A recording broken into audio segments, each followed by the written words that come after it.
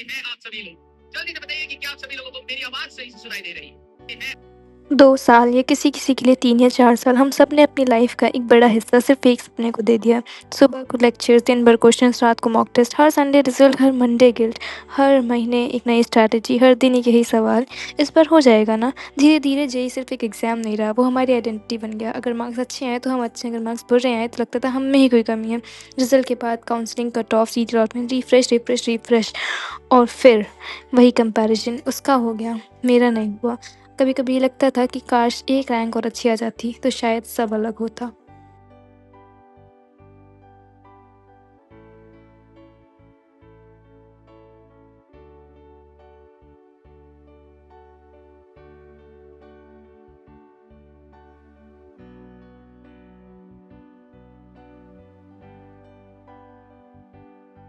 इसी संदेश के साथ जय श्री कृष्ण, राधे राधे। फिर मिलते हैं अगली क्लास में।